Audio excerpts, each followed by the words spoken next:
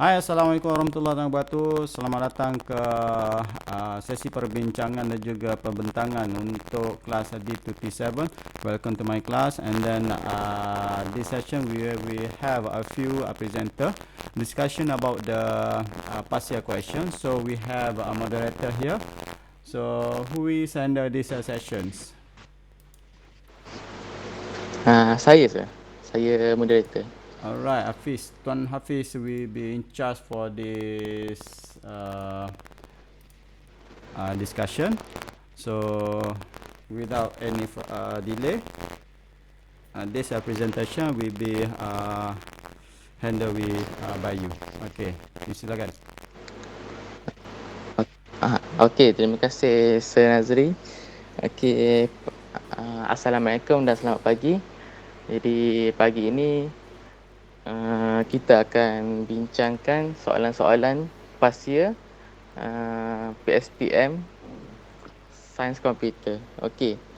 Jadi kita setiap pelajar akan diberi masa dalam 25 minit untuk terangkan soalan-soalan tersebut. Jadi kita mulakan dengan page 3 hingga 5. Adik Elina, silakan. Terima kasih kepada moderator. Saya Nur Elina, saya akan cover soalan pasir dari muka surat 3 hingga 5. Sekejap deh nak present screen. Make sure landscape senang sikit saya nak baca, nak semak.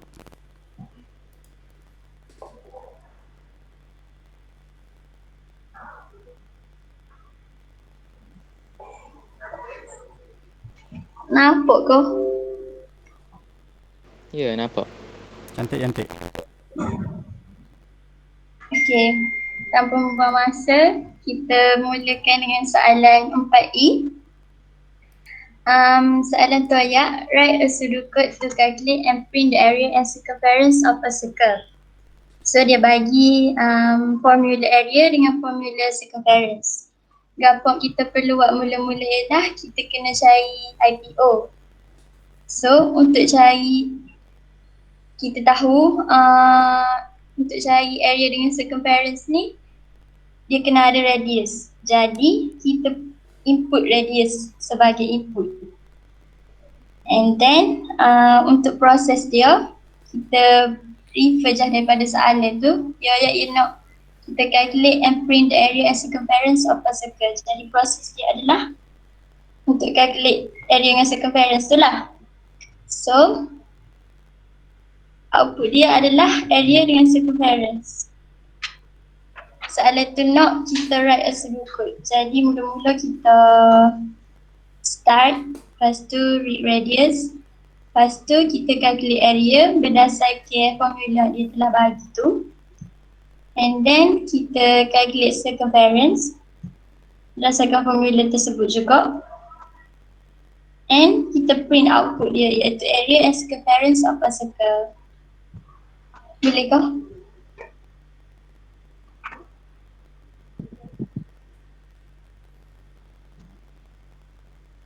Boleh. Faham. Boleh. Okay. Untuk soalan 4F pula, dia kata convert the following algorithm into a flowchart. Dia bagi ke kita ni pseudocode. Jadi kita just pindahkan maklumat daripada pseudocode ni ke dalam flowchart. Tak payah tambah apa lah. Dia just flowchart biasa je ni.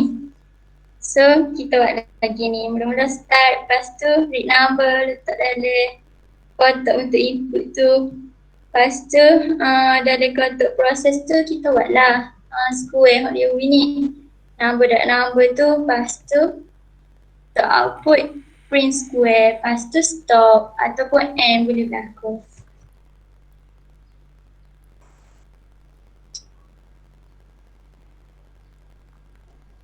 Untuk soalan 4D pula, a hotel offers two types of room with different rates. Dia bagi room type superior and deluxe. Lepas tu dia bagi harga untuk setiap malam bagi setiap bilik tu. During the school holidays, the hotel offers a 10% discount on the room charge. You are going to make a reservation of one superior room and one deluxe room for a few nights. Calculate and display the total room charge that you have to pay. Dia nak kita cari IPO dia.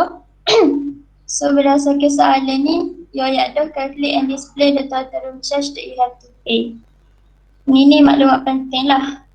Dia nak kita cari total room. So kalau kita nak cari total room ni, kalau kita perlu tahu berapa malam dia stay dekat hotel tu dengan harga untuk satu malam tu. Jadi apa kita perlu input adalah number of night spend ataupun number of night pun tak apa dah, tak buat spend pun tak apa. Lepas tu proses dia ni kita ambil je daripada soalan. Calculate and display the total room charge that you have to pay. Output dia ni adalah benda yang kita nak. Benda yang kita nak tu total room charge. Okay, boleh kah? Boleh. Boleh. Okay, jika soalan 4i pula. A factory workers gets a monthly salary based on basic payment and overtime. The basic payment is 1,820 ringgit and overtime will be paid RM5 per hour. Calculate the monthly net salary for the factory worker after deducting 12% of KWSP. Prepare the pseudo code for the problem above. Mula-mula seperti biasalah kena cari IPO. Benda dia nak tu monthly net salary. Dia ada monthly net salary ni berdasarkan basic payment dan juga overtime. So kita input lah basic payment dengan overtime tu. Lepas tu proses dia ialah kita nak calculate monthly net salary tu. Lepas tu output dia tu lah monthly net salary. So kita pun pindahkan maklumat daripada IPO tadi ke dalam pseudo code. Pseudo code biasalah, buat je lah. Mula-mula kita buat dengan start, lepas tu kita read basic payment, overtime, lepas tu kita calculate monthly net salary. Formula dia basic payment tambah overtime daratnya 0.12 KWSP. Lepas tu kita print monthly net salary. Lepas tu stop ataupun end.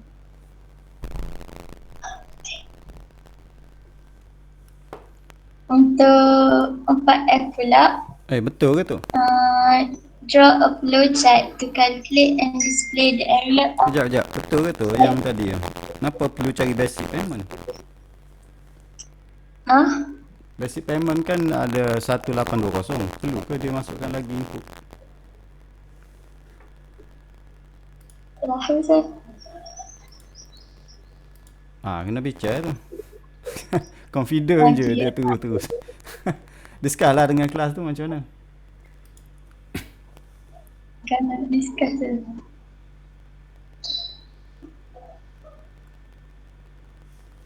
Orang lain jangan duduk salin saja. Tengok jawapan tu betul salah. Untuk part ini setok tu malas. So kena discuss lah. Iyalah, bagi soalan tak nampak.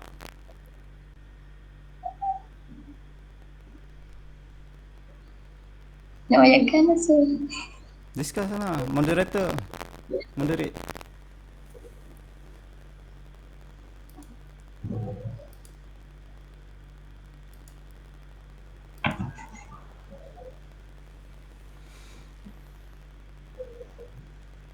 Bincangkanlah macam mana. Kenapa boleh. Apa sepatutnya output dia. Bincang-bincang. Macam mana.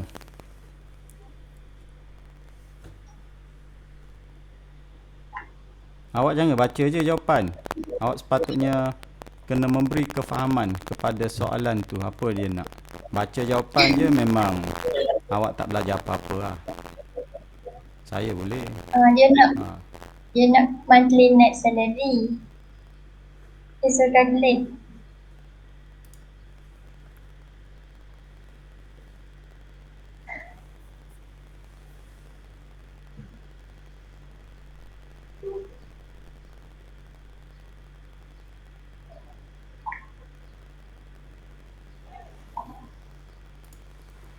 Takkan pelajar lain tak ada orang kata suggestion answers. Tengok je, takkan tengok je.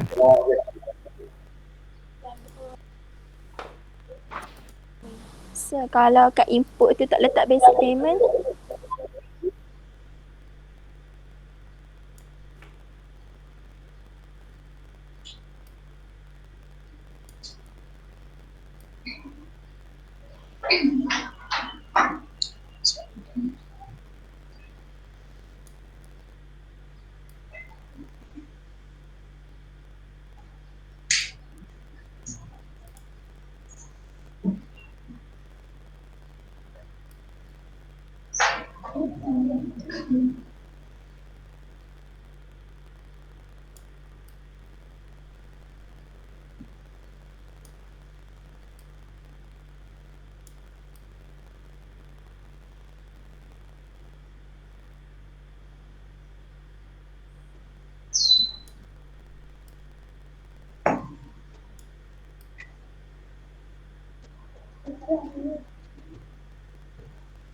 Lina, Ya.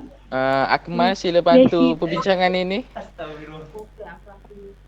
basic payment tu input sebab dia bagi nilai dah. Gana.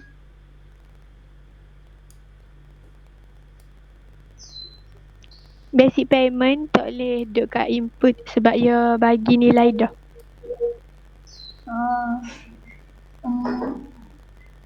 Kiranya input dia. Input dia overtime saja.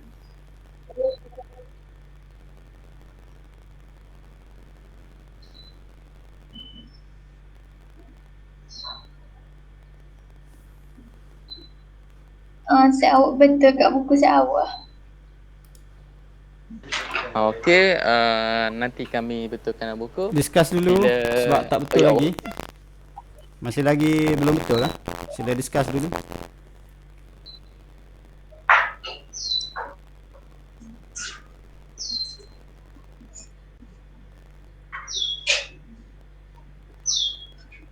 So,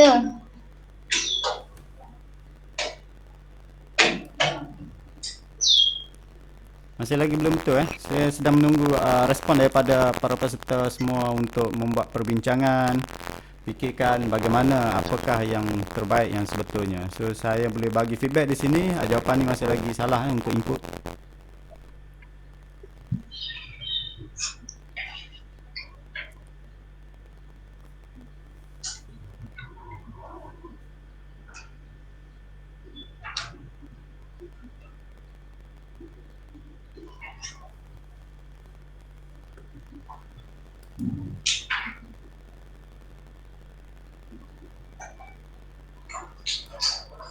Okey, minta moderator. Alah, satu-satu nak kena ajan.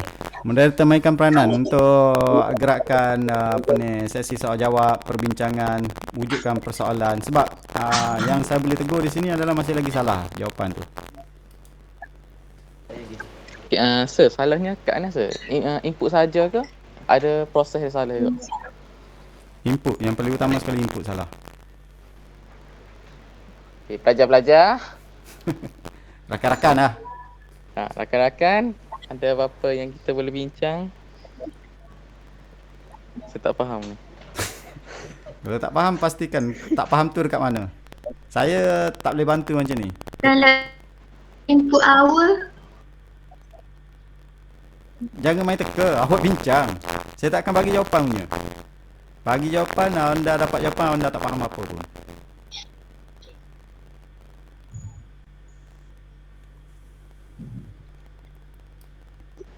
Sir, kalau overtime bilangan hour darab macam dia jadi RM5 ya. Jadi input dia kena letak hours ke? Betul?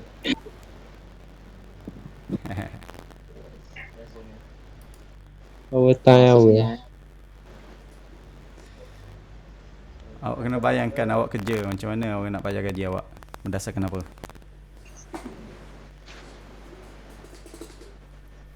Overtime apa? Macam 3 jam ekstra ke 4 jam ekstra.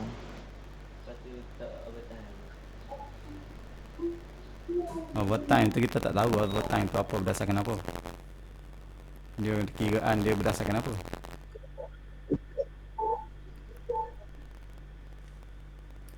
Galakkan pertanyaan, sebab kalau kawan tak faham, tak sepatutnya kawan diam.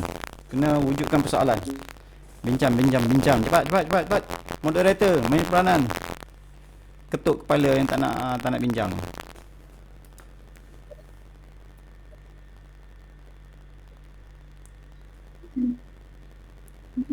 Presenter pun bincangkan presenter tu diam tu sambil langkah berdiam diri, rela markah hilang. Tak sir, saya tengah memikir ni sir. Fikir bersama-sama, tak payah fikir seorang-seorang. Awak try tanya rakan-rakan apa yang menjadi kemusykilan pada awak, kenapa tu salah. Tanyalah, bincang tu lah, bincang, tak boleh nak duduk seorang.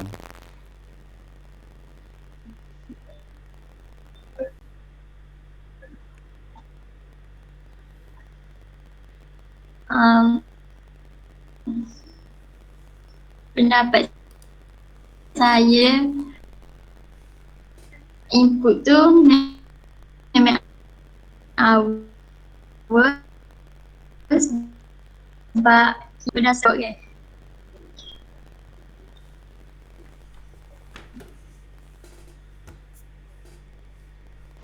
Saya setuju dengan pendapat tu.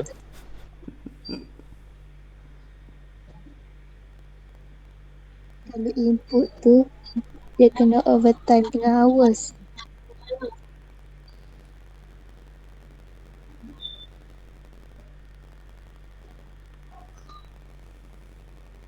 Sebab kalau ambil basic payment, dia ada value dia.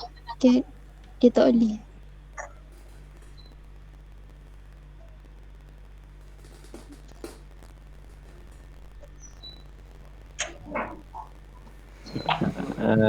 Rasanya overtime tu kena kira pula dalam proses.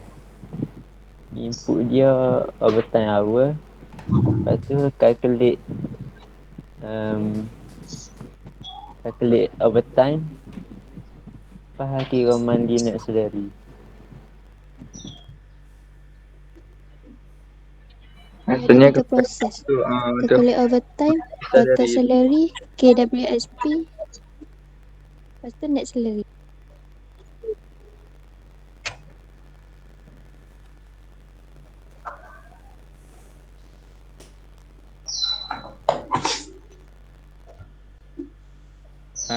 Encik Firdaus, apa yang anda ingin katakan tadi?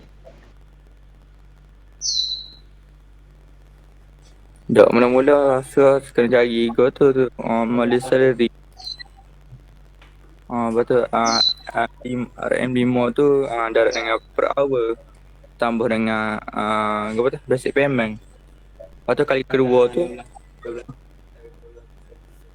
hak darat dengan 12% KWSP tu bila nak cari monthly net salary. Okey, kita semak jawapan dia macam mana. Okey, okey, kita try selesai.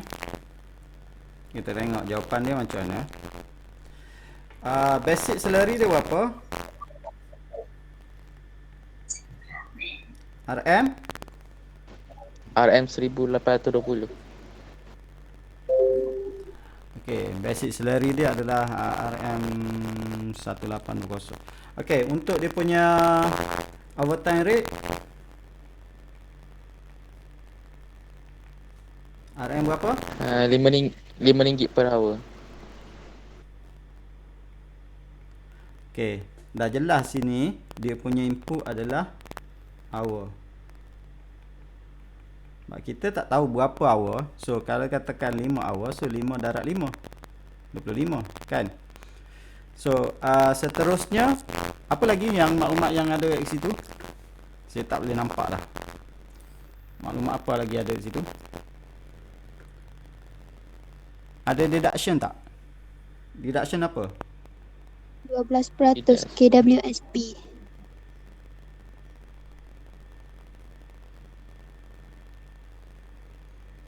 Tolak Lagi? Okey. Yang ni kerja setahun ke macam mana ni? KWSP tu Kerja sebulan. sebulan. KWSP tu 12% setahun ke sebulan? Sebulan. Sebulan. Okey. So, macam ni lah. Cara kita conteng dulu. So, kalau nak tahu gaji dia berapa, mestilah basic tu kita akan tambah 1820 basic tambah, kemudian overtime, kan? So dia akan jumpa dia punya total salary. Lepas tu dia kena tolak. Okay, ni salary.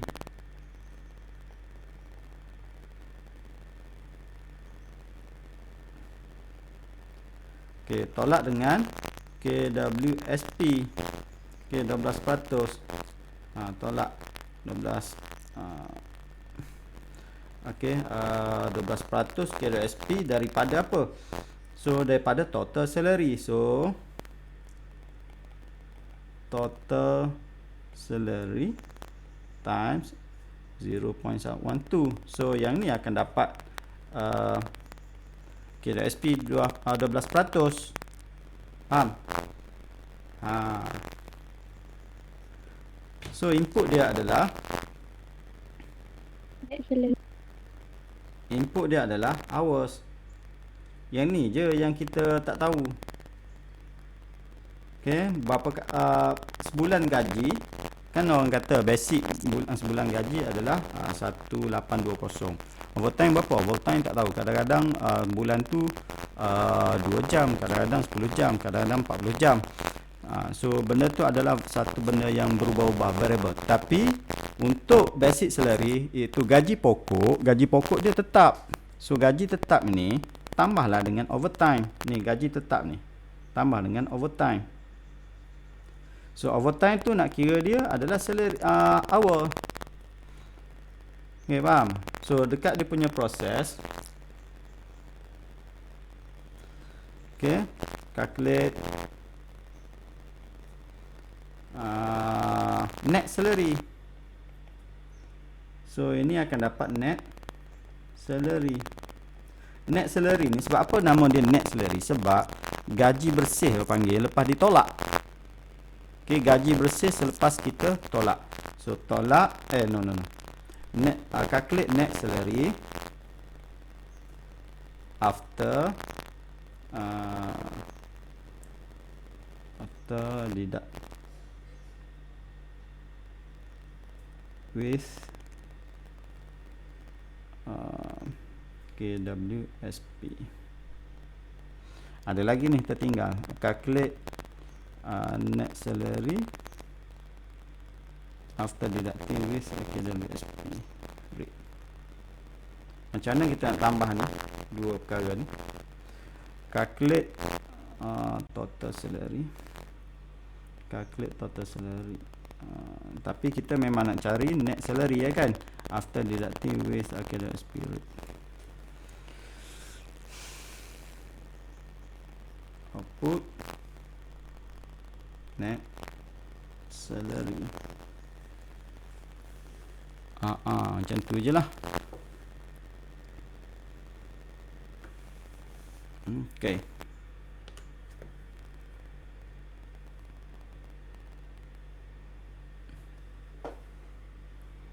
Alright, macam mana? So boleh nampak tak? Yang nak tulis dekat proses tu, tu atas kebijaksanaan masing-masing lah untuk mengolah perkataan. Okay, kita teruskan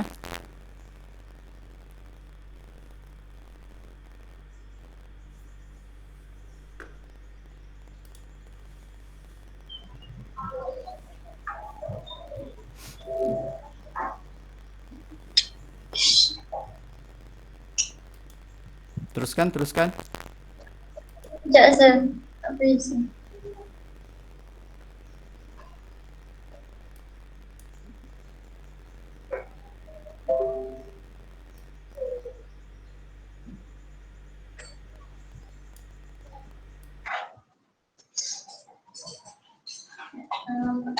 Terus nombor 4 Draw a complete flowchart to calculate and display the area of shaded region in the diagram below.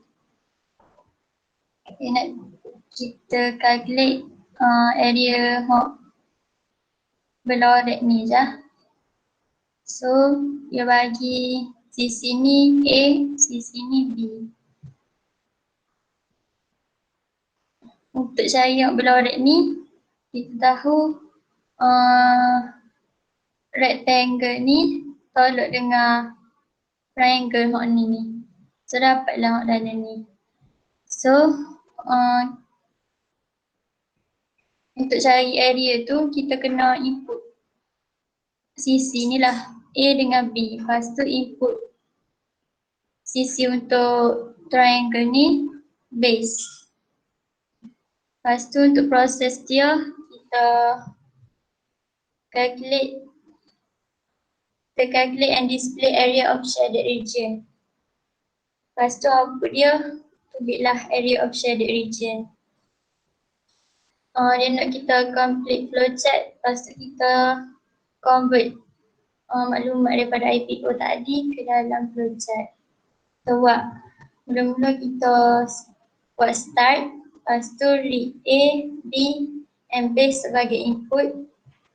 Lepas tu dalam proses tu kita mula-mula kena cari area of rectangle dulu. Area of rectangle, ia width A dengan B. Length dengan width lah maksudnya. Lepas tu area of triangle tu formula dia 1/2 darab B, lepas tu darab dengan base. Untuk cari shaded region tu, kita rectangle ni tolaklah dengan triangle ni. Dapatlah area of shaded region. So kita print lah apa kita dapat tadi, iaitu output tu. Lepas tu kita tekan stop je.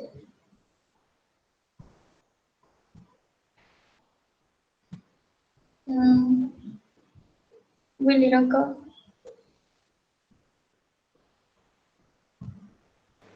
Betul dah. Boleh. Boleh puan. Betul dah ke?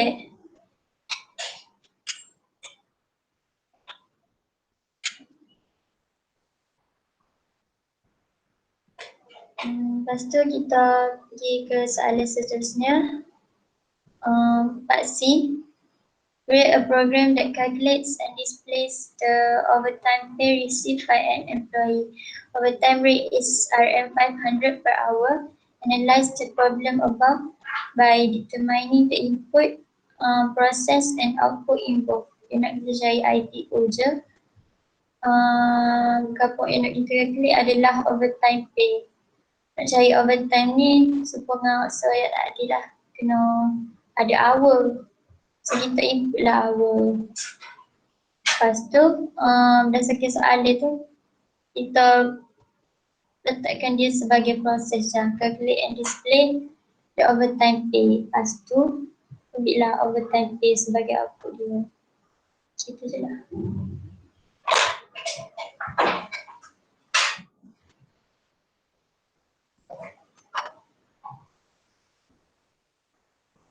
Boleh kau?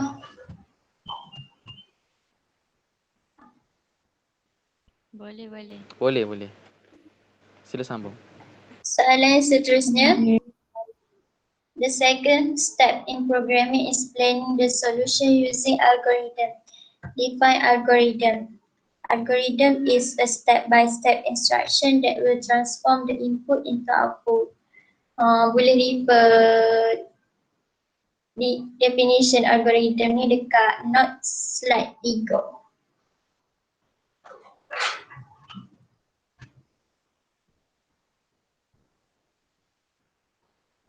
Untuk 4E, Siti is a salesperson for a company that sells used computers. The price of brand A is RM500 per unit, while brand B costs RM1,000 per unit. The company will pay her 10% commission for the total sales, while the total sale will be calculated based on the number of computers sold for both brands. Based on the scenario above, create a pseudocode to calculate and display the commission earned by CT. Yoyak brand A tu 500 per unit, brand B tu 1000 per unit. Yang nak kita calculate commission yang CT earn tu. So input dia untuk cari commission ni, kita kena cari total sale dulu sebab yoyak commission berdasarkan total sale. So kita input lah sale brand A dengan sale brand B. Lepas tu proses dia kena ada dua sebab untuk cari commission kena cari total sale. Untuk cari total sale tu kita 500 harga brand B tadi darab dengan brand A. Brand A tu 500 brand A tu kita darab dengan brand A tu. Lepas tu harga 1000 untuk brand B tu kita darab dengan sale brand B. Sorry ni salah 100. Betul lah 1000. Lepas tu dapatlah total sale. Lepas tu calculate pula total sale dia darab dengan commission 10% tu. Kira gitulah. Lepas tu kita pun print lah commission. Lepas tu stop. Pindahkan dalam pseudocode. Kita buat gini lah pseudocode biasa lah.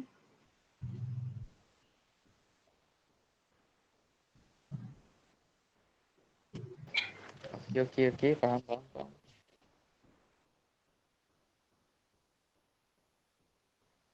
Ada tak faham ke?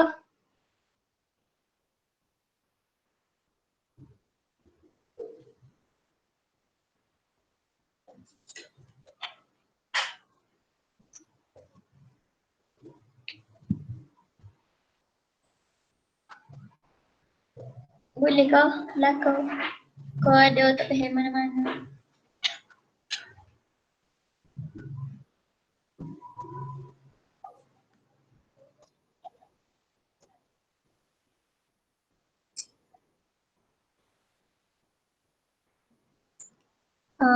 Hasil dari jualan. Berdasarkan komputer yang dijual.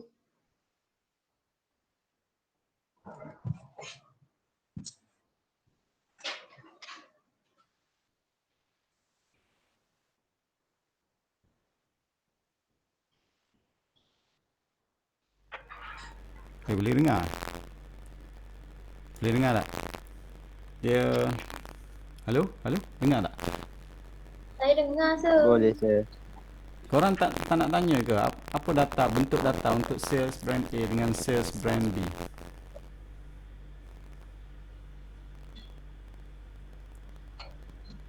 Data apa? Mana je faham?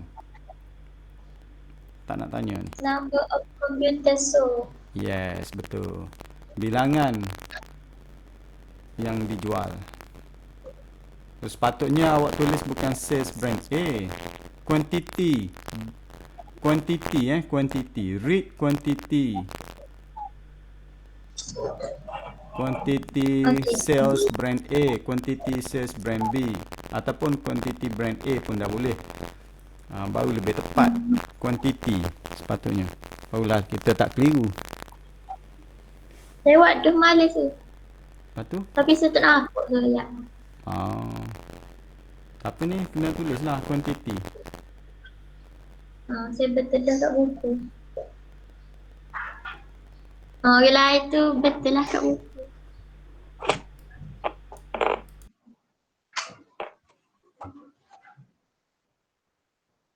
Boleh teruskan ke?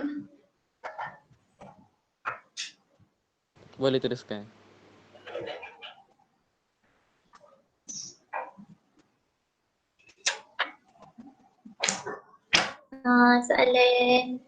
Untuk soalan terakhir.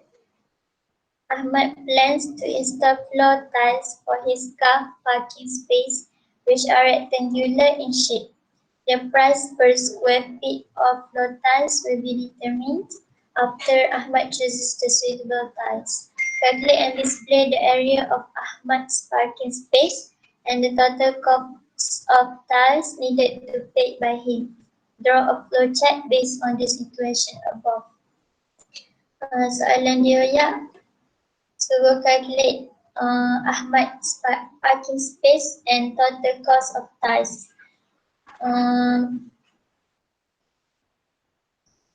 So untuk cari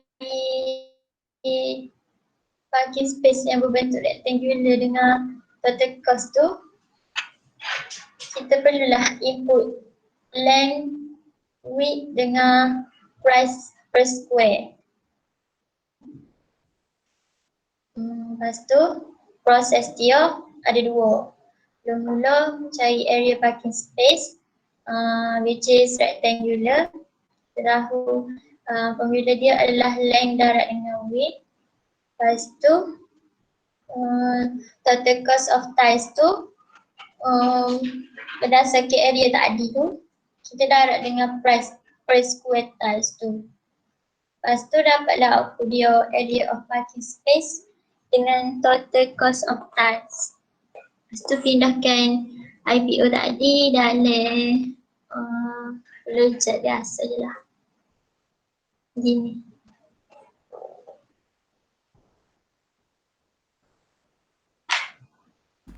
Okey. Ada nak tanya ke? Ada kesilapan tu, kena discuss dulu. Okey. Kena Sila discuss dulu. ada kesilapan. cadangan gegantung.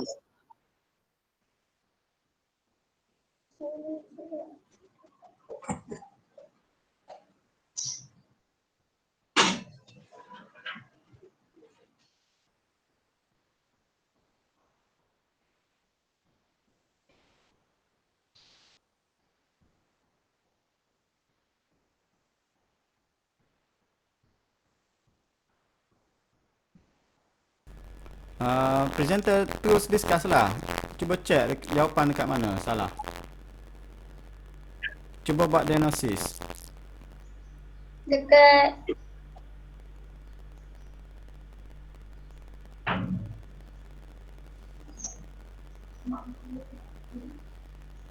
kat input kosong. Macam mana dia nak tahu harga dia? Macam mana nak tahu harga? Ha?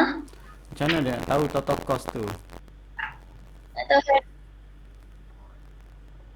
berdasarkan area dengan harga yang untuk satu tu lah. Dapat tahu satu je. Habis dia kena beli berapa? Dekat input tu dia kena masuk number of files. Yes sir. Number of tie. Quantity of tie kena ada. Lepas tu dekat nak cari total cost tu, number of file darab dengan area. Yes, baru dapat tahu.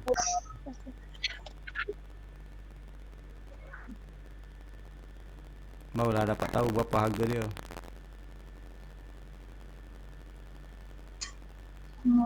Okay. Kira bilangan file tu darab dengan price per square lah sekali. Yes. Area awak nak darab macam mana area per square? Mestilah type quantity of tie times price per square tu, nampak tu.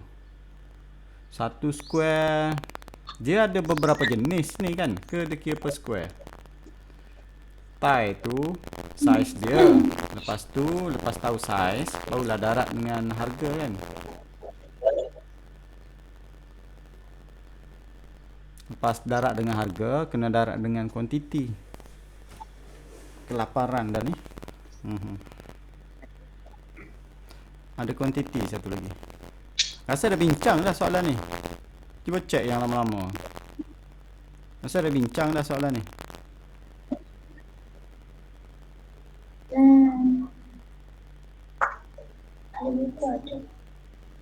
Sebab je dah sir.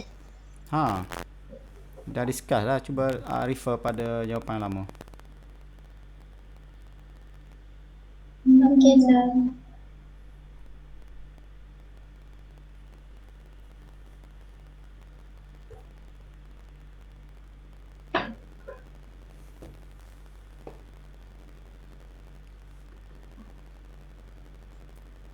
Okay, next. Moderator. Terima kasih. Itu sahaja daripada saya. Okey, terima kasih Nur Elina Syafika. Tanpa membuang masa, kita sambung pepetangan ini dengan pelajar seterusnya, Encik Hanan Aiman. Silakan. Enggak apa? Oh, ya, adik.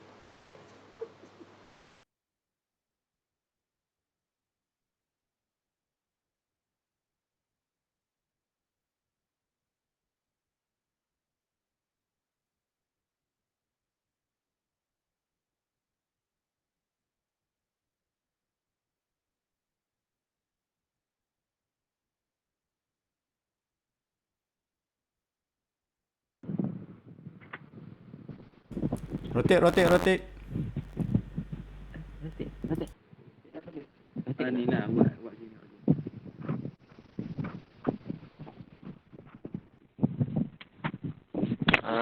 Boleh nampak ke belakang? Boleh, boleh.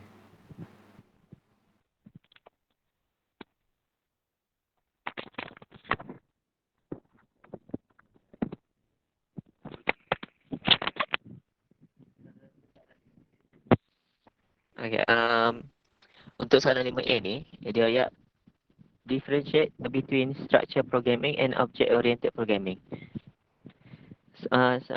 Okay, structure programming ni, dia merujuk pada flowchart.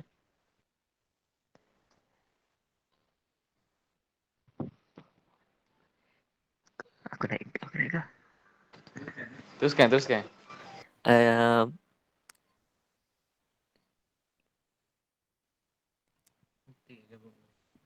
Okay, structure programming ni, kita boleh merujuk pada buku nota yang mana structure ni ia represent as a logical structure. Bagi object oriented programming yang merujuk kepada structure programming silap.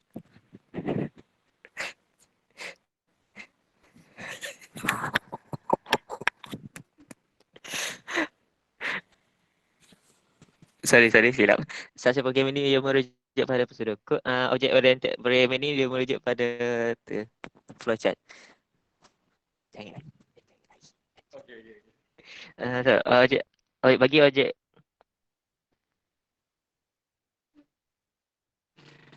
terhujat sah.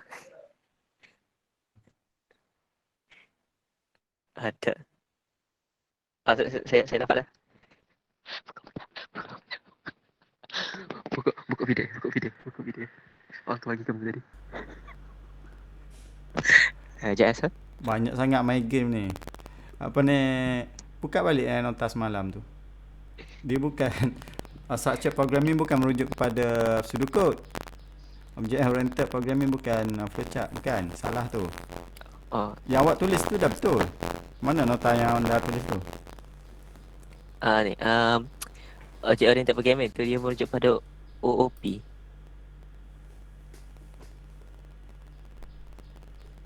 Jadi perbezaan antara dua ni, bagi structure programming tu dia represent as logical structure. Manakala untuk object oriented programming ni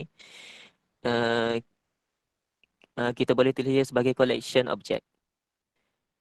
Structure programming ni dia, kalau kita data dia tu dia kurang secure berbanding dengan object oriented programming, yang mana data dia ni lebih secure.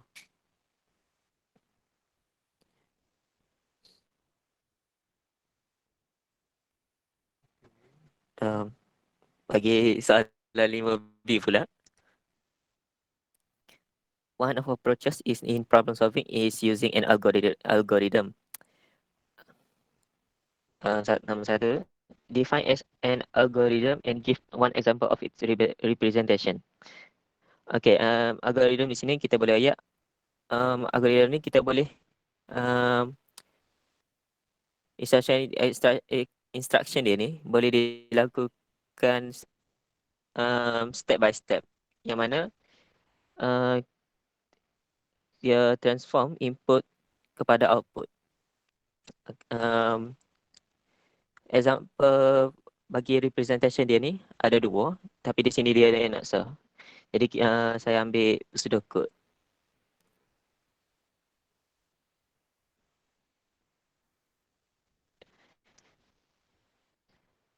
Bagi 5B2 ni, given the following algorithm, identify the input, process and output. Di sini dia bagi dalam bentuk pseudocode. Jadi di sini ada ya start or integer. Atau if integer mod 2 equal to 0, then display the number is even. Else display the number is odd. Pasti n. So bagi input dia ni, kita boleh merujuk kepada real integer. So kita ambil integer dia. Bagi proses dia ni to determine display the number is even or the number is odd based on the integer given. So bagi output pula, output ni ia ada dua. Yang pertama ya the number is even, lagi tu or the number is odd.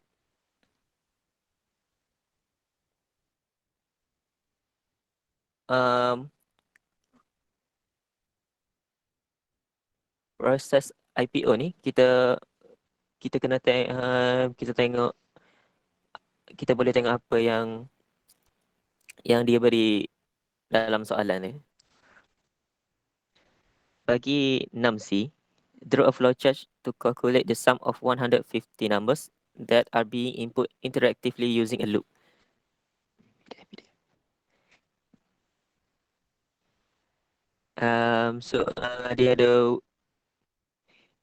Dia ada bagi sum of 100 numbers. So maksud dia loop.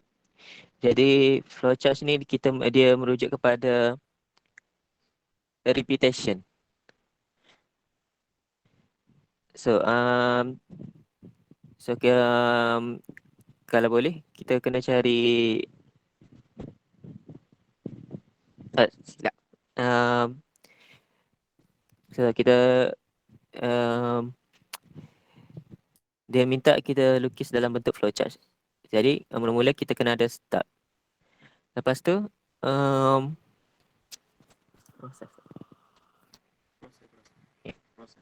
jadi bawah start tu kita letak proses dia sum equal to 0 dengan number equal to 0.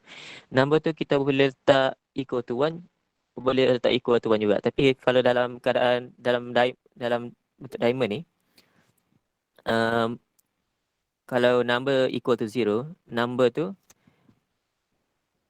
less than 150. Kalau kita letak number equal to 1, number tu kita boleh buat number less than and equal to 150.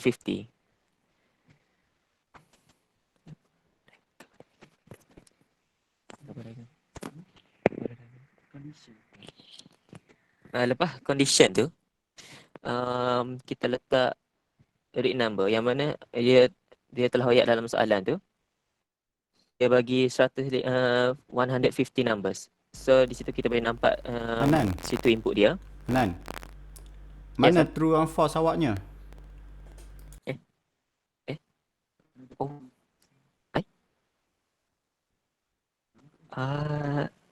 Letak. Saya lupa nak letak. True tu, true dengan false tu, true tu berada di bawah condition, di mana dekat anak panah nak pergi dekat real number. Bagi false tu, dia pergi ke tu, dia merujuk kepada anak panah yang nak pergi ke print sum. Okay, selepas real number tu,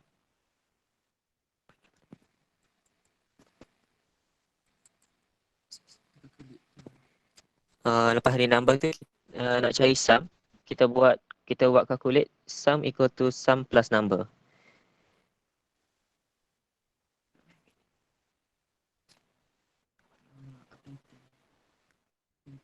Lepas tu bagi updating dia, kita buat number equal number plus 1. Jadi selagi proses ni dia bertemu, dia true, jadi proses dia ni akan berulang. Jadi anak panah dari number equal number plus 1 ni dia akan pergi balik dekat condition. Lepas tu apabila condition tu dia false, jadi dia anak panah ni dia akan pergi ke print sum terus. Lepas tu stop.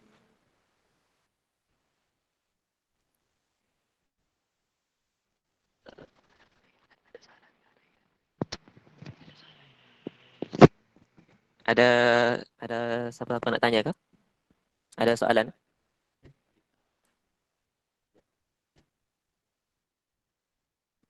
Jelas. Okay. So bagi soalan 6D, write the pseudocode to calculate the and print the sum, average and the multiplication of two given number. Okay. Dalam soalan ni kita boleh tahu yang input dia tu dia bagi two numbers. Kita boleh katakan number 1 dengan number 2. So output dia di sini ialah print the sum, average and multiplication. So kita tulis dalam pseudocode, kita mulakan dengan start, lepas tu kita letakkan input read number 1, number 2. Lepas tu kita buat proses calculate, di mana sum tu kita buat sum equal number 1 plus number 2. Bagi average equal number 1 plus tapi dalam keadaan kita buat dalam kurungan. Sebab proses ni kita perlu divide dengan nombor 2, divide dengan 2. Bagi bagi calculate untuk multiplication pula, multiplication ni kita equalkan number 1 number 1 multiply with number 2. So kita dapat output dia print sum, average and multiplication. Lepas tu kita buat stop.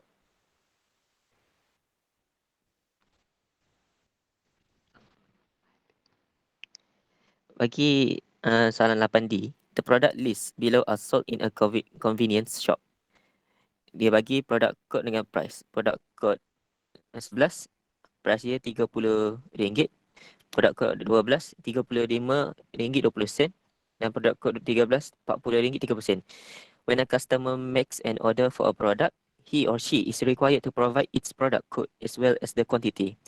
Write the algorithm using pseudocode which input the code and quantity of one product to be purchased and the output the amount to be paid for the purchase. So di sini dalam soalan tu dia ayat customer tu make an order for a product. So di sini kita nak ayat pasal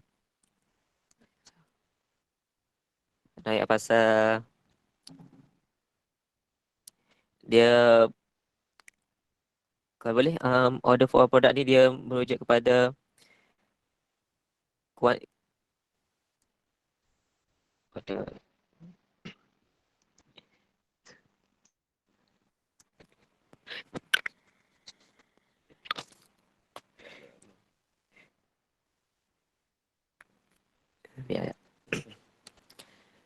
make an order for a product. Maafkan saya. Bagi input yang ada dalam soalan ni, dia telah bagi input the code and the quantity of one product. Jadi kita ambil yang ringkas saja, kita ambil code dengan quantity saja. Bagi proses output dia tu, dia bagi amount to be paid. So paid tu kira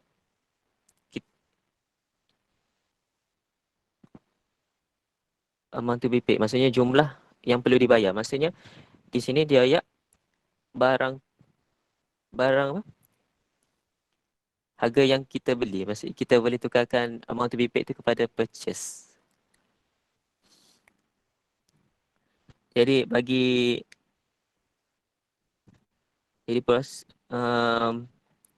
soalan ni kita guna pseudocut dan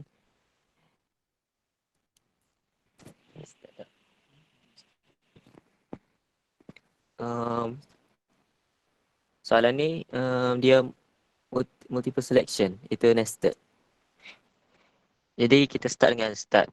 Lepas tu input dia kita dengan seterusnya dengan read code quantity. Lepas tu kita buat, kalau mula kita buat if, kita buat satu-satu dengan produk yang dengan produk code yang diberi ni. Jadi if yang mula-mula tu if produk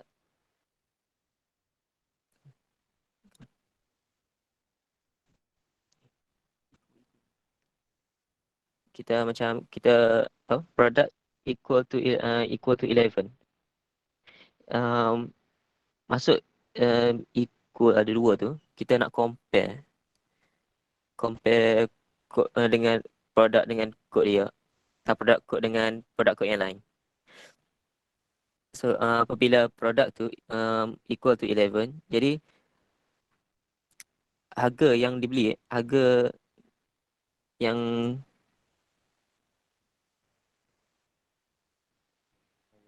yang perlu dibayar purchase tu, kita perlu buat purchase equal to quantity multiply dengan RM30 tu, sebab dia produk code 11 tu harga dia RM30.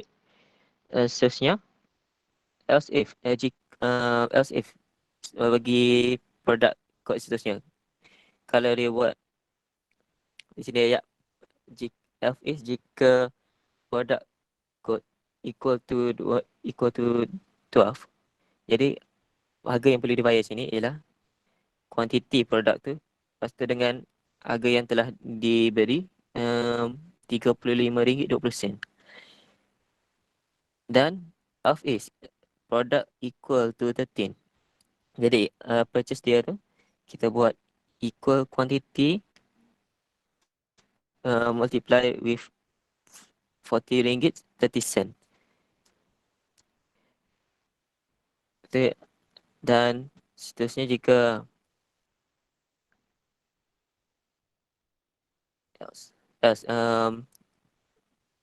jika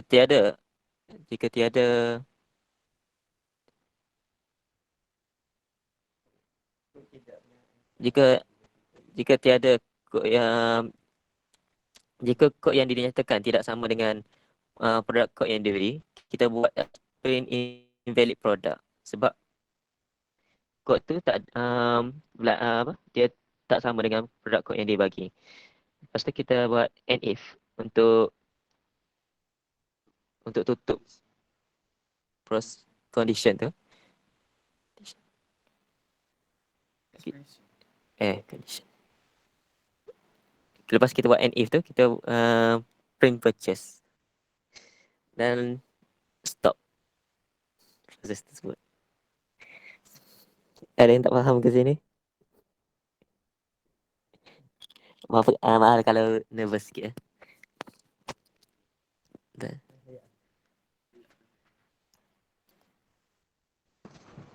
Faham. Anan, dari mana dapat kuantiti?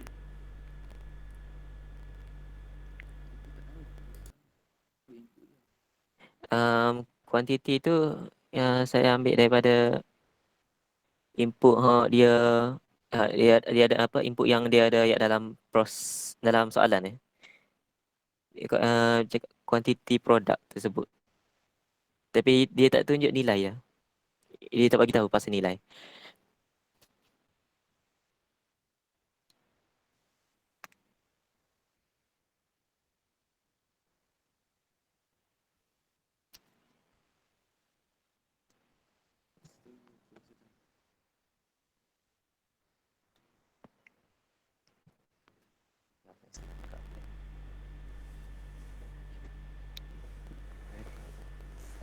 Pada asalnya awak salah buat dekat mana biasanya?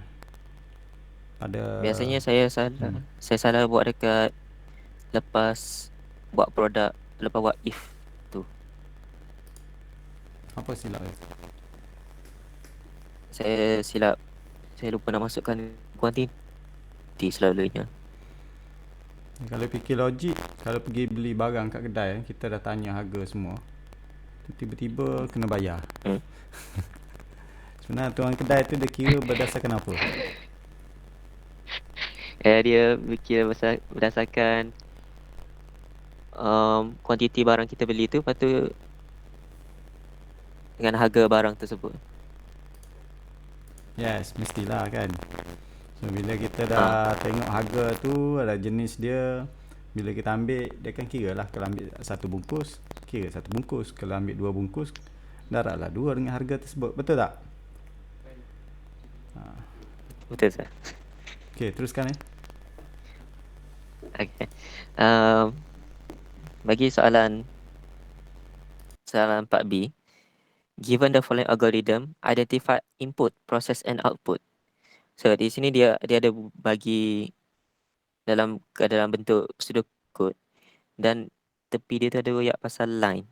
Maksudnya dia macam start tu ya macam line pertama. Okay, dia di sini start, lepas tu input dia read number 1, number 2, number 3. Lepas tu seterusnya tu, if number 1 equals number 2 and number 2 equals number 3. Output dia display the 3 number the same. Else display the blank, kosong. Dan proses dia tamat N.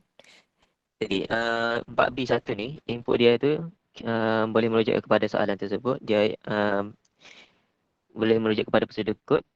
Jadi input dia number 1, number 2 and number 3. So, proses dia tu kita boleh sebelum kita cari proses tu, kita kena cari output dia dulu. Sebab dalam soalan ni dia ayat output dia the 3 number are the same. Lepas tu output yang satu lagi tu dia tak ada. Maksudnya kita kena berfikir di sini. Apa jadi kalau number 1 equal to number 2, tapi number 2 not equal to number 3, macam tak sama. Jadi kita pergi ke 4B4, complete line 6 algorithm question 4B with the appropriate display statement. Jadi di sini apabila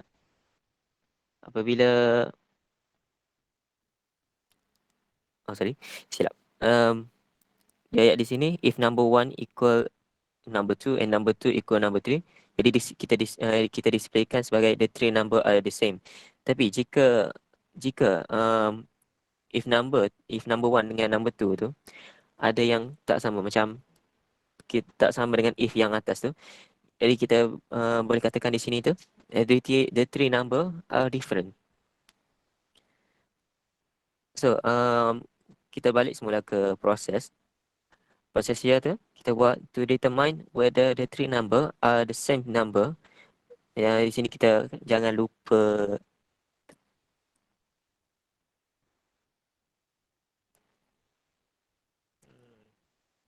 ya. Jangan lupa apa tu? Di sini kita jangan lupa letak double quotation dekat the 3 time ada 3 number are the same number tu, sebab dia ada letak dekat, dia ada merujuk kepada soalan tu. Lepas tu kita buat all different number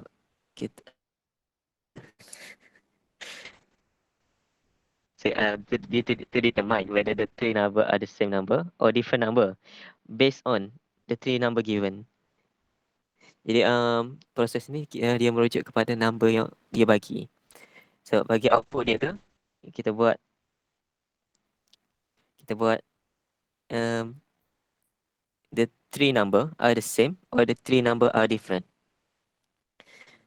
Bagi soalan last untuk 4B5 ni, convert the complete algorithm in 4B4 into the corresponding flowchart. Jadi kita akan buat dalam charge. Jadi kita mula-mula kita buat start. Lepas tu masukkan input. Jadi kita buat read number 1, number 2, number 3. Jadi seterusnya kita buat buat condition dia. Kita buat if dalam kurungan number 1 equal to number 2, and number 2 equal to number 3. Anan, Jadi dalam diamond tu saya dah minta buangkan if tu lah. Okay. Dah tak ada dah sekarang ni.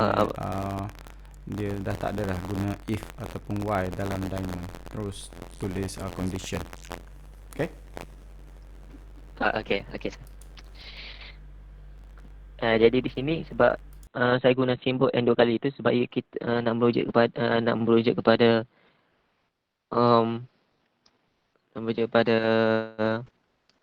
condition ni. Kita boleh dalam soalan ni dia ya number 1 equal number 2 and number 2 equal to number 3. Jadi kita kena buat simbol and tu 2 kali. Okay. Kalau condition dia ni true, jadi kita kena print the 3 number are the same. Dan kalau false, kita print false. Kalau false, jadi condition ni dia akan pergi ke print the 3 number are different. Lepas tu lepas habis print ni, proses ni akan pergi dekat stop berhenti. Itu saja. Ada apa-apa soalan ke nak ditanya tu? Satu lagi, condition ni kita boleh combine. Itu sebab saya buat condition ni ada satu je. Ada apa-apa soalan nak ditanya?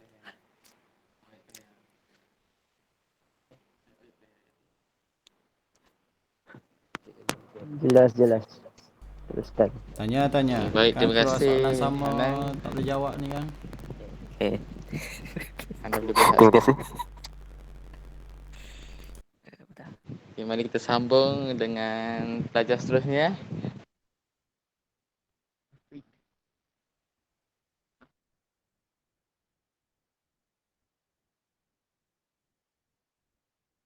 Pelajar seterusnya Afiq bin Nazri. Sila bentangkan jawapan anda. Terima kasih. Nampak skrin.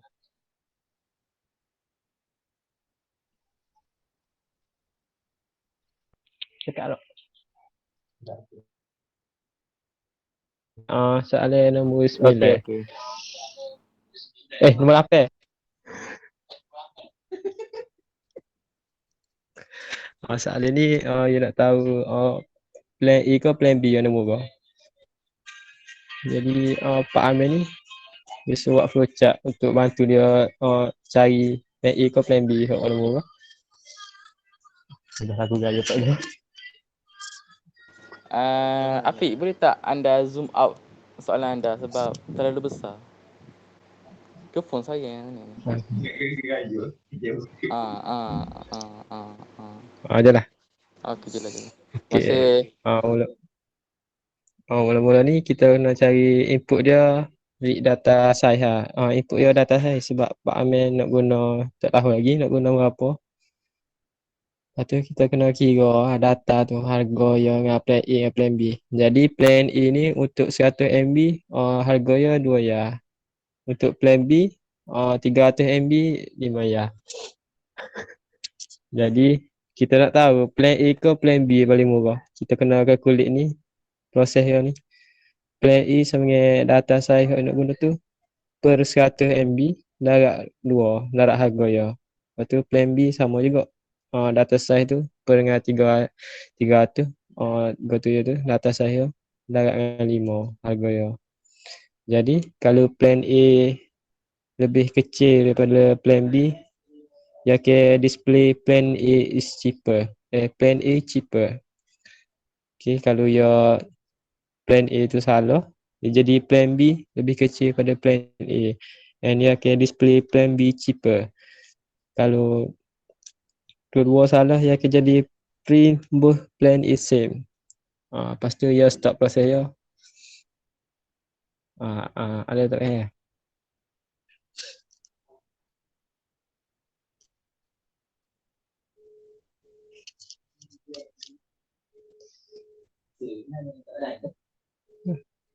Tak. Behel.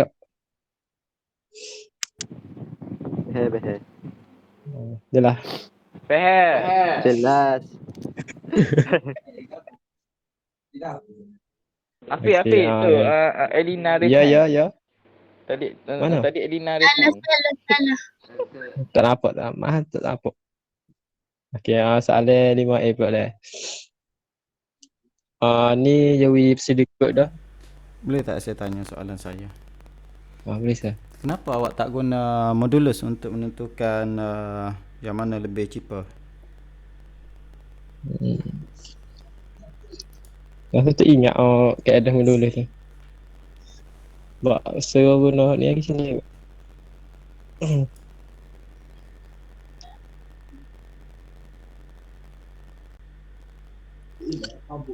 Begitu. Apa tak? Awak dah uji dia punya ni design. Dia masukkan data 600 ke, data 500 ke, 200 ke, 100 ke. Dah uji ya? Belum lah. Tapi kira-kira gitu lah. Cuba try. Jadi ya? Macam mana ni?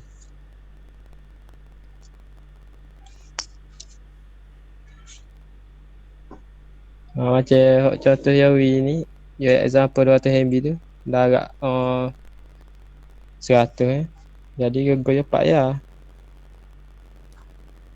Ya.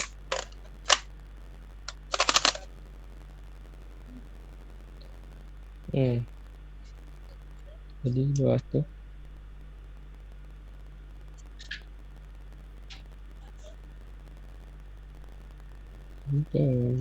Jadi dia Pak Ayah tu untuk 200 MB. Jadi kalau dia nak naik atas 3 ya.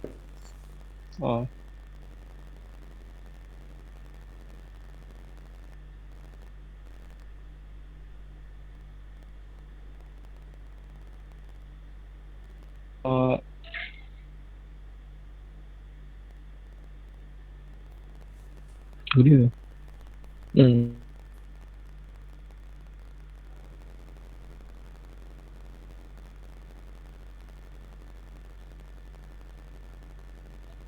Sudah enggak apa? Selesai lagi ke? Kira gitu ya.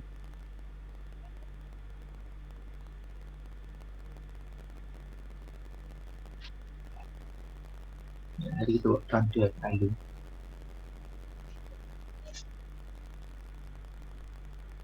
Selesai gitu lagi. Jadi mau ada saya. Wah, berapa satu? Antara saya tu kita buat apa juga tu? Ya tak lima. Kosong asli kalau kena plan A ni dia lebih besar daripada plan B. Ya, gini ada dah. Lebih besar daripada plan B. By display ni betul dan display A kita. Daripada analisa ni kita boleh tahu A ni lebih besar daripada B. Kita tengok ni display tu dah. Betul dah. Kan ni. Ni ya. Tidak dia masuk data size tu secara random. Saya data saya ni kita masuk telah berapa-berapa. Lepas tu dah agak masuk formula dia tu. Lepas tu kalau boleh lebih kecil daripada B tu, dia jadi true, display plan A cheaper. Sama data size tu lalu kalau lagi kalau hot plan itu lebih kecil dari kita boleh display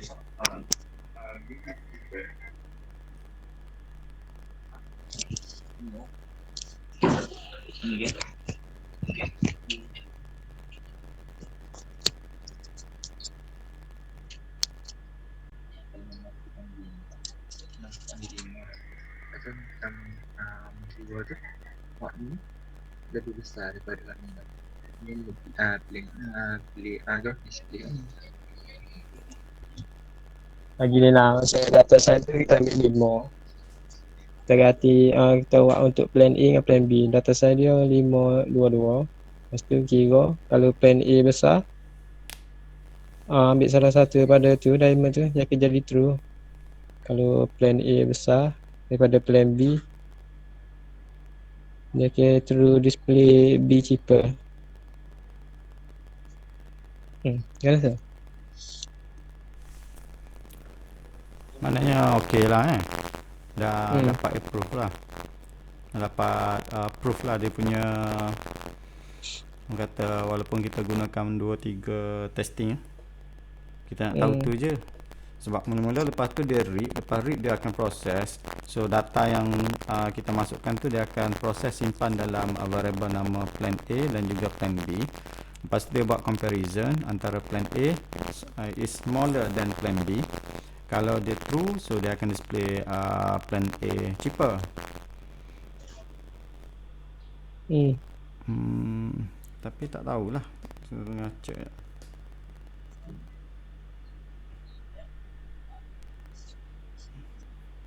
Kalau guna modulus,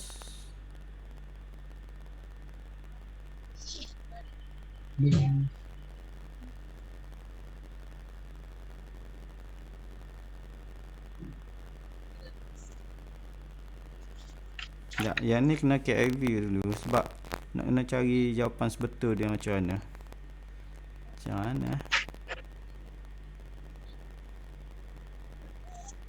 Kalau kita fikir simple macam ni lah kan, tapi tak tahu kok ada jawapan. Nanti saya akan refer dengan pensyarah lain lah, kok ada jawapan lain. Bila kita KIV yang ni, nanti ingatkan saya balik. Next. Okay, thank you sir. Okay, soalan nombor 5A.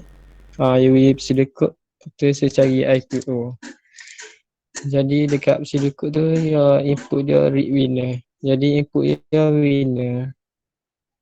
Proses dia ni if winner equal and greater than 200. Itu jadi proses dia to repeat display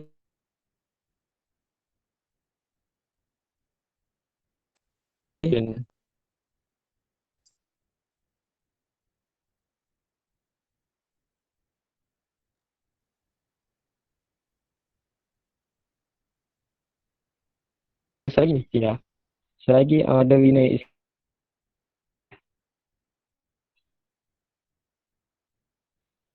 soalan tak?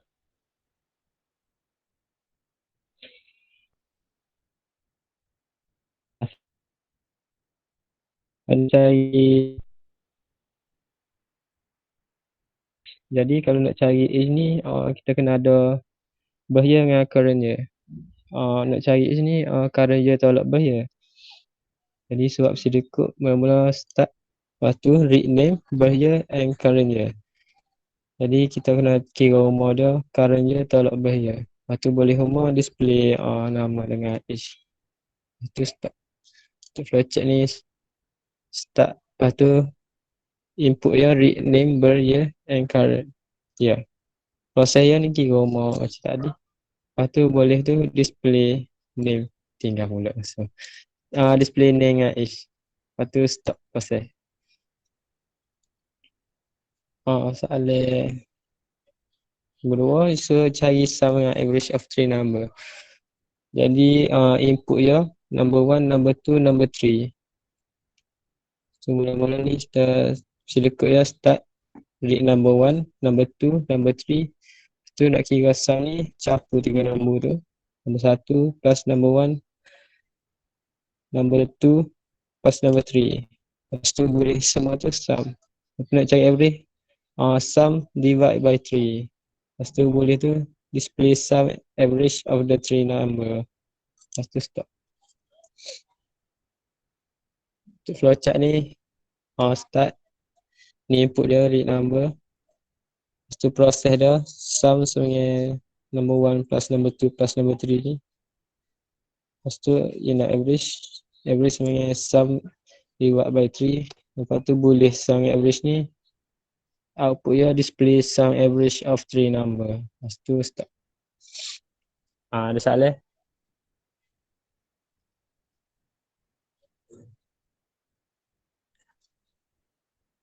Mana? Okey. Tak ada salah. Dia dapat memahami dengan baik. Okey. Soalan seterusnya. Tak ada. Untuk Pik. Lili api. Pik tak ada. Pik. Tak ada Pik. Okey. Okey, moderator. Pik pek. Pek. Ada. Okey, soalan nombor 7B. Dia suruh option code ni kalau user enter gender code M, dia akan display male. Lepas tu kalau user enter gender code F, dia akan display female. Lepas tu kalau salah dulu tu, you have entered an invalid code. Dia akan display ayat tu. Okay, mula-mula start. Lepas tu input dia, read gender code. Lepas tu masuk if gender code sama dengan user code gender code M tu, dia akan display male. Lepas tu F is gender code sama dengan F, dia akan display female. Jadi S, kalau itu dua-dua, dia akan display you have entered an invalid code. Tu stop proses dia. Kan? Okey. Untuk apa ni, untuk dia punya double quotation tu, kalau single character kita guna single quotation je. Jadi single ni saja. Quotation tu dia jadi single sahaja. Kalau karakter tu lebih daripada satu, contohnya MA ke FA ke, barulah kita start guna double quotation. Kalau satu sahaja ni, kita menggunakan single quotation. Kalau huruf M sahaja, kita guna single quotation. Kalau dia lebih aksara, kita panggil aksara tu kan. Kalau aksara dia lebih daripada satu, baru kita guna double quotation. Macam ayat tu bawah tu betul dah, double quotation. Ayat betul lah, yang M dengan F tu tak tu. Dia soalan je, tak betul tu saya. Kau Soalan dia ada sebaliknya dari Alison kita kena ikut soalan. Okey.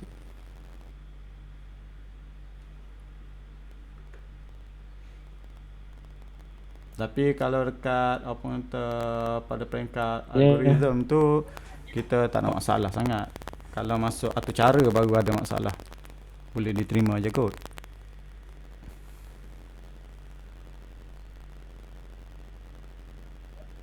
Okey. Sekak. Ada seterusnya. Ini saya cari cekut. Lepas tu dia nak velocity dengan distance. Di sini you dah formula velocity sama dengan distance divided by time. Jadi formula distance sama dengan velocity darat time. Mula-mula start. Lepas tu read dengan ni. Input dia init post, final post dengan time taken ni. Ni input dia. Lepas tu nak calculate velocity, formula you dah. Lepas tu kita calculate distance. Lepas tu boleh dua-dua ni. Jadi boleh cari input dia, output dia. Output dia print velocity distance. Lepas tu start proses. Faham?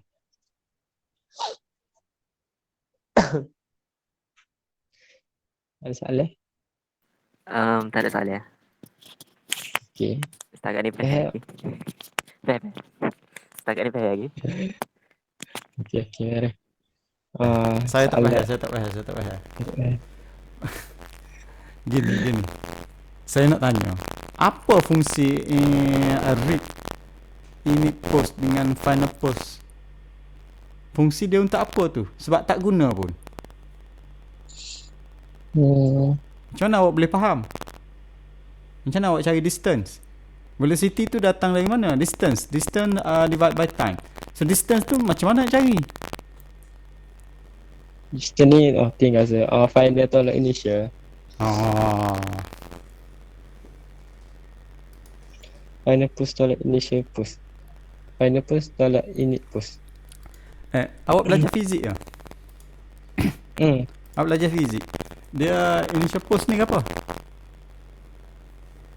Mana ni fizik ni? Tak ada langsung. Tak ada dalam fizik ni. Initial. Initial init post tu apa? Saya tak belajar fizik, saya tak tahu apa benda tu. Dengan final post. Apa benda tu post?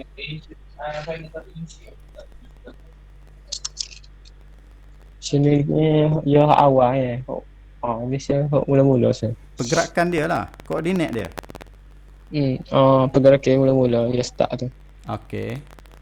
So Final tu hak belah. maksudnya distance equal awak nak sebelum cari velocity awak kena cari distance dulu kan. So distance equal equal final post minus initial Final post. post, tak ada. Okey repair yang tu lah. Itu saya tanya tadi macam mana awak cari distance. Okey. Tak ingat lah repair ni.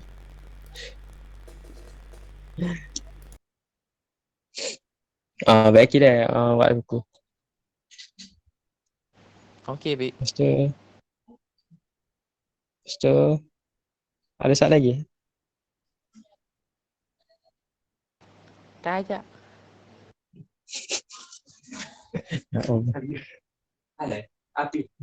Okey, soalan last sekali ia nak display perimeter of keyboard.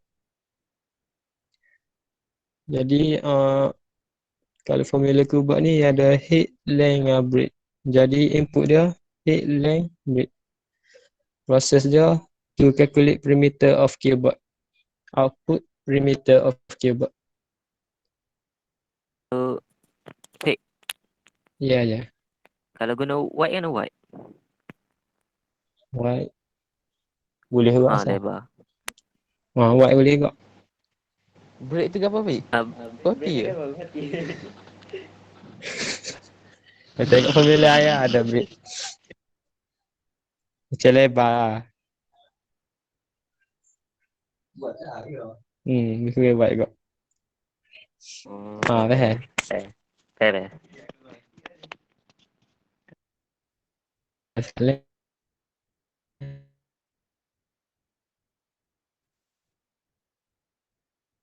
Soalan ya?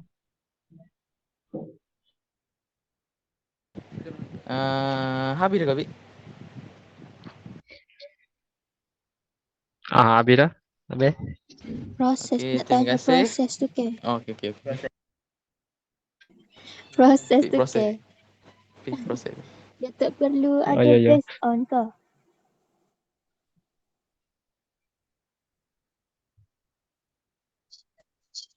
Kau sama je. Tak perlu dah. Kalau base on kau? Tak ada base on ya? Mestilah ada. Based on head, length and breadth. Ada. Dia tak kira tak Cakap. apalah tak letak benda tu. Tak apalah tak letak based on tu. Tak boleh kena letak. Boleh dah.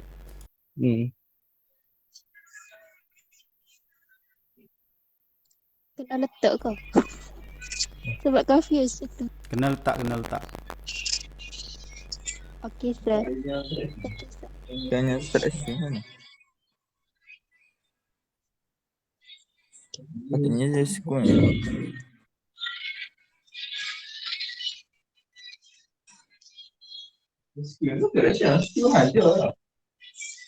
Sebab soalan yang sequence.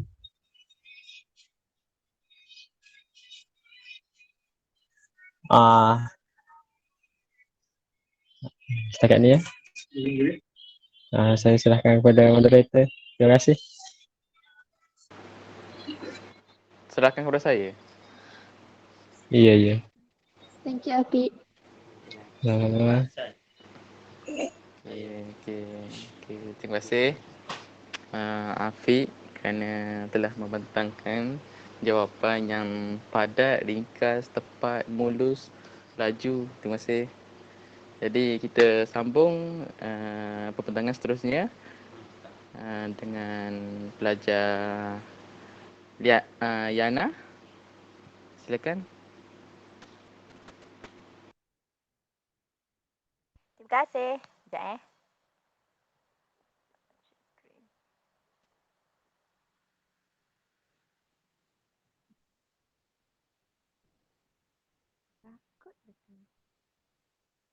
Okay. um, okay, first soalan 4 Roman ni. Dia kata calculate and display Ahmad's age. Bila sebut pasal age ni, dia akan jadi birth year and current year. So input dia kat sini birth year and current year lah. So kalau proses dia, kita kena calculate and display Ahmad's age. And then input dia mesti Ahmad's age lah. Kena ada based on tu.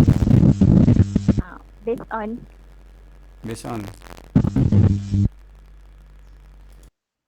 based on birth year and current year. Based on birth year and current. Bijak. Okay, faham lah kau. Faham. Okay, thank you. Next, soalan 5A, dia kata Nafisa lives in Uganda that charge 3% income tax on her annual salary. Ini dia kata dalam annual salary dia kena charge 3% sebab dia live kat Uganda. And then dia kata she want to calculate the amount of tax that she needs to pay. So kat sini dia kata so draw flowchart. Then kita punya input tu read annual salary dia. Dan dia kata nak calculate amount of tax. So nak cari tax ni kita kena darabkan lah 0.03 tu kena darab dengan annual salary. Dan bila dapat kita calculate semua tu kita dapat display kita punya tax. Ya. Kau laju sangat.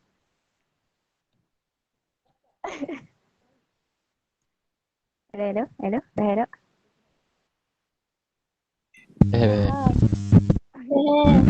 Okay, thank you. Okay, next soalan 5B ni. Okay. Dia bagi flowchart. Flowchart ni ada salah sebenarnya. Dia tak ada arrow, dia tak ada true and false, and dia tak ada double quotation. So salah lah, kena baiki lah tu. Lepas tu dekat daripada diamond nak ke end tu, tak ada tu arrow situ. Kena buat. So dia nak kita buat pseudocode. Based on flowchart ni kita buat start.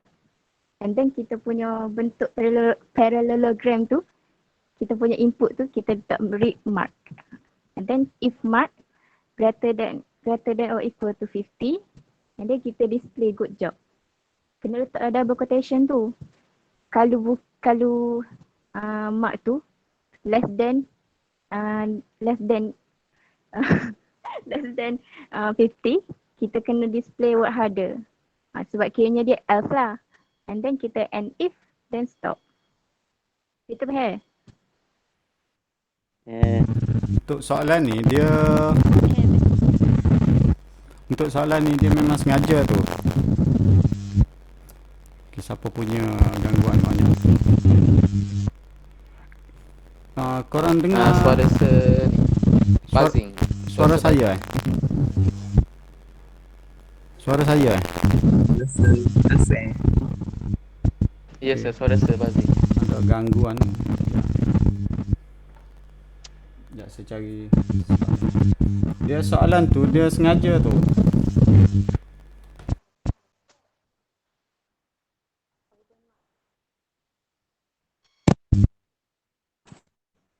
Dia sengaja buat flowchart salah ke sir?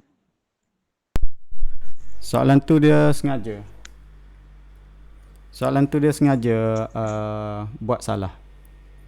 Mak tengok dekat Okay.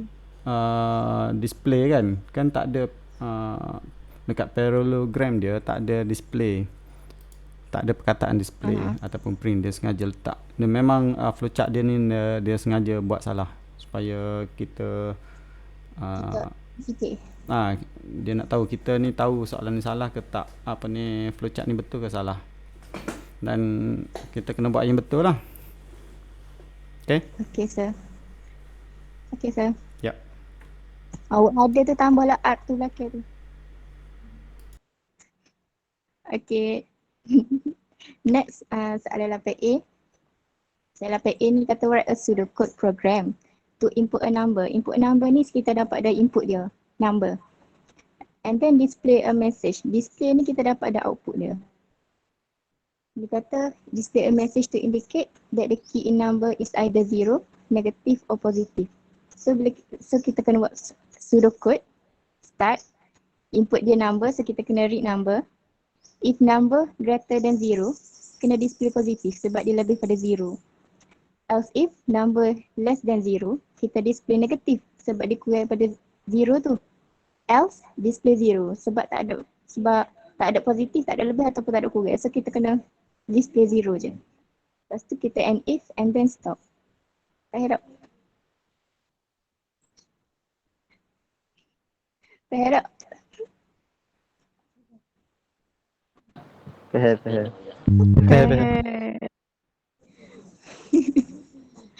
Okay. Soalan 8B ni. Soalan 8B ni dia kata Mr. Daniel owns a car dealership with 6 salesperson. Sini kita dapat tahu dah dia kena repeat 9 kali.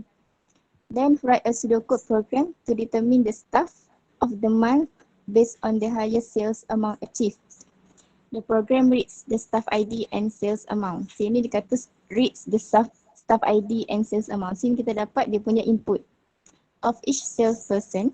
Then it displays the staff ID and the highest sales amount. Sini kita dapat kita punya output. And then so kita buat pseudocode. Kita start and then highest sale tu kita variable highest sale equals to negative 10. Sini negative 10, saya guna negative 10.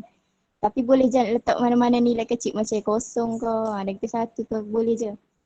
Lepas tu kita initialize I equals to 0 while I less than 6, read ID sale. If sale greater than highest sale. Sini sale greater than highest sale ni untuk bandingkan nilai tertinggi. Contohnya macam sale tu lebih tinggi daripada highest sale ke, lebih kurang daripada highest sale ke, gitulah. Kalau sale tu tinggi pada highest sale, dia akan keluar display highest sale equal to sale. Kayaknya sama jumlah saya tu. Highest sale dengan sale tu. And then kita end if.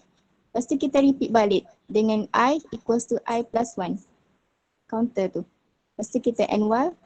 Bila dapat habis repeat tu, kita print ID and highest sale. Lepas tu kita stop. Faham ke soalan ni? Kau ada nak tanya?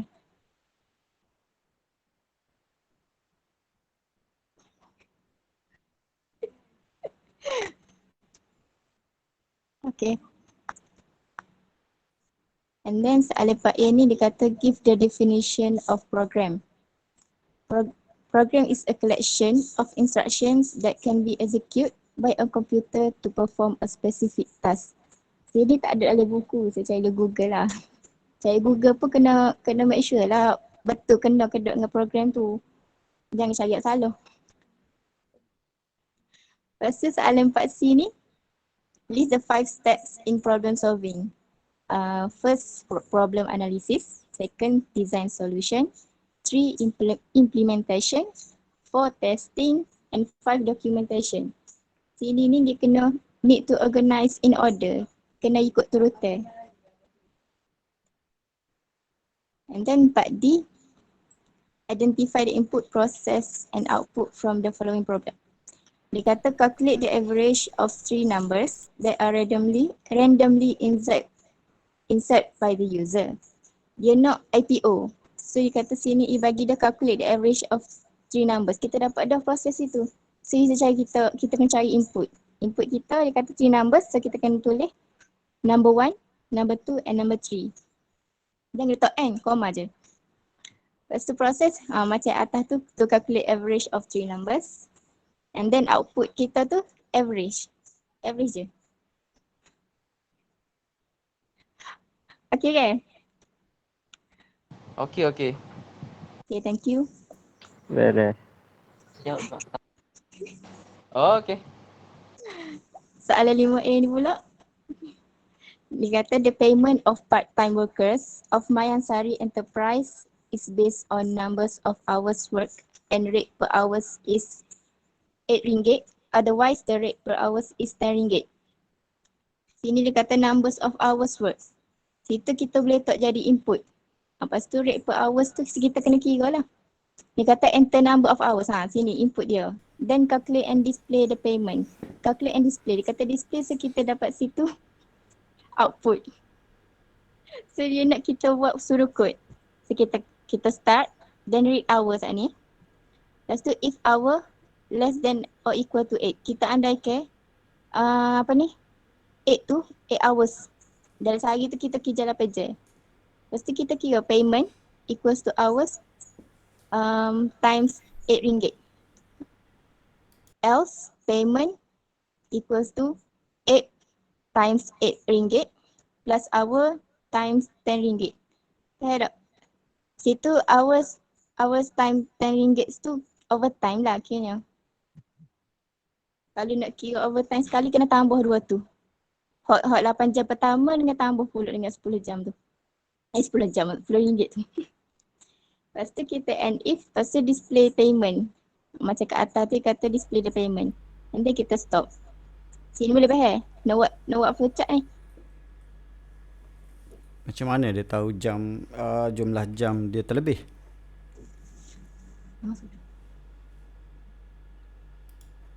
Dia kena tengok lah sir. Kalau kalau kita buat 8 jam, kita kena darabkan dengan masa, dengan hour tu. 8 jam. Betul lah. Kalau terlebih daripada 8 jam, kita kena darab pula dengan hour tu tambah dengan masa sebelum tu. Okey, cuba awak check.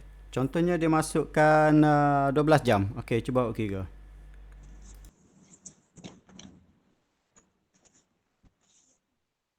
Sekejap sir.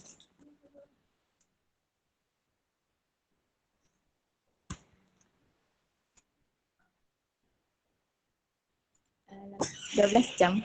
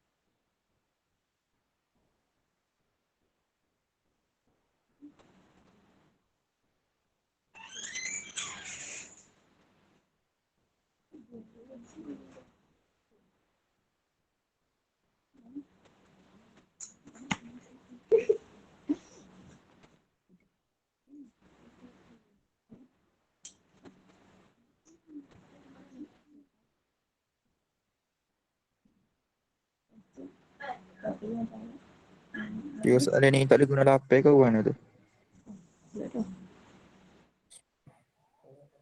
Sebab awal tak awal lah. Hours dia tak bagi. Tapi kena N.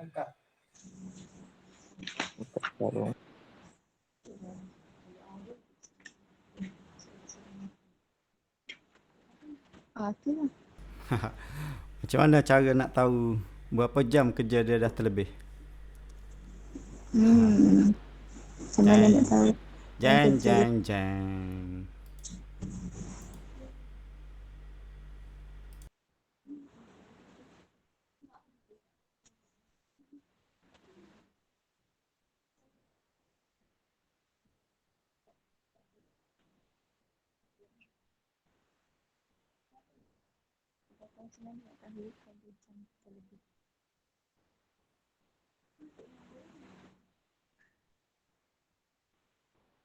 Jangan lama sangat. Rakan-rakan lain boleh bantu untuk dapatkan dia punya solution.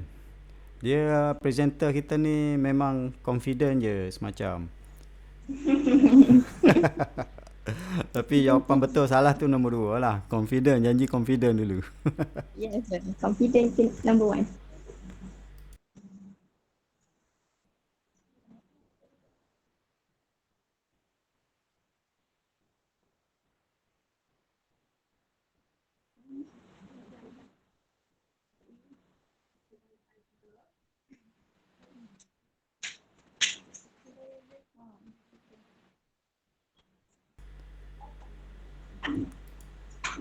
Susah ke nak cari tu?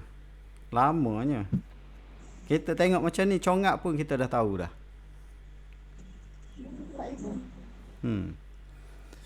Patutnya tak lama tu, boleh congak-congak gitu je.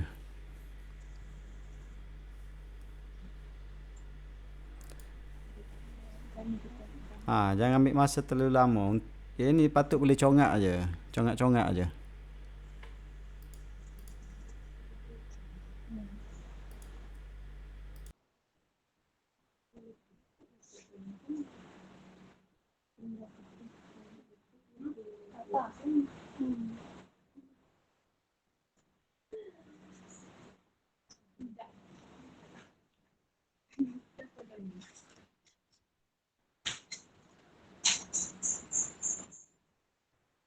Itulah.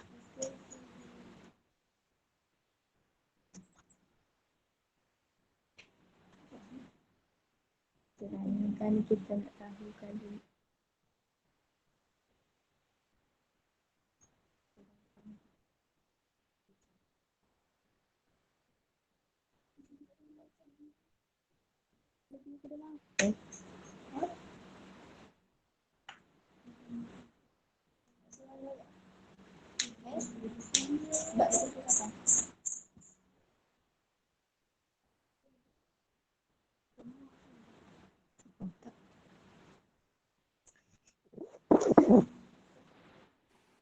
Sebab saya rasa lebih daripada 8.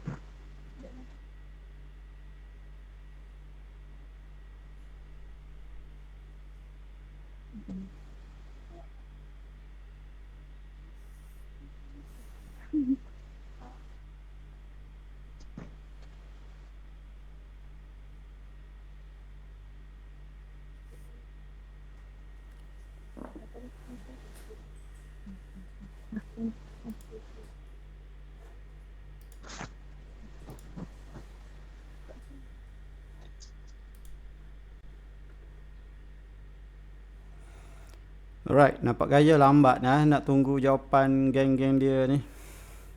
Tak ada idea, sir. Tak lagi lah. Tak boleh, sir.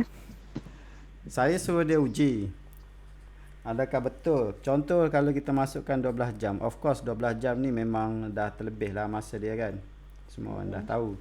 So kalau patut kiraan congak kita 12 jam. So 8 jam pertama kita akan dapat 8.8. So dapatlah RM16. So tapi kita tak boleh nak charge 12 jam terus. Darab 8 tak boleh sebab dia sampai 8 je. Okay, 0 sampai 8 je. Sebab ni formula dia hour. Apa dia? Apa dia? 8.8. 8.2 dia belah. 8.2. 8.8 ni tu. Yalah RM8 ni. 8.8 64 ni. 64. 8 jam. Darab RM8. So dapatlah gaji dia RM64. So sampai 8 jam je lah. So katakan dia kerja 12 jam lebih.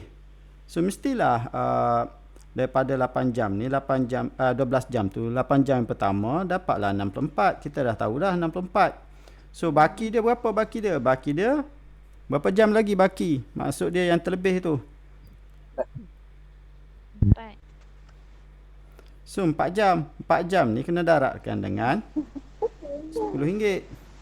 So dapatlah RM40. So total dia dapatlah RM104. Itu dia punya konsep dia. Sebab tu saya kata yang ni salah. Takkan awak tak tahu nak kira gaji sendiri. Overtime pengrajin, tapi gaji tak tahu nak kira.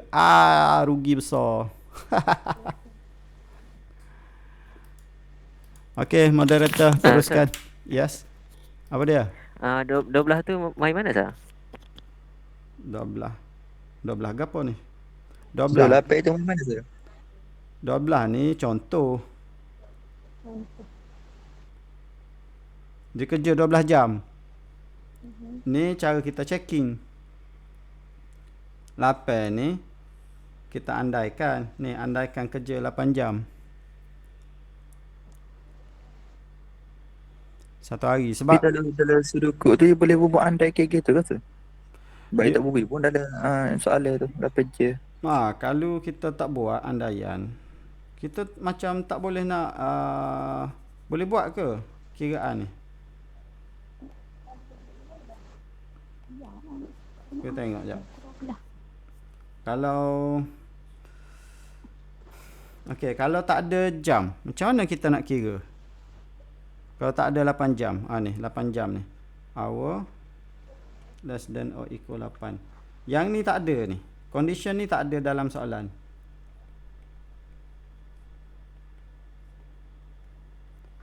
So bagaimana agaknya kita nak cari overtime tu?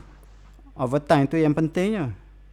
Nak tahu overtime, kita nak kena tahu berapa jam dia kena kerja untuk yang kadar RM8 tu. Korang rasa macam mana? Macam mana nak tahu? Soalan ni sepatutnya dia beri ya sir tak? Sepatutnya dia bagi. Dia kerja, tapi kadang-kadang kita kena buat andaian orang kerja office hour 8 jam. Tapi memanglah orang kerja ni tak sama jam. Cuma standard dunianya kalau office hour 8 jam. Tapi soalan ni tak komplit, tak lengkap untuk dinyatakan berapa jam dia kena kerja untuk RM8 sejam tu.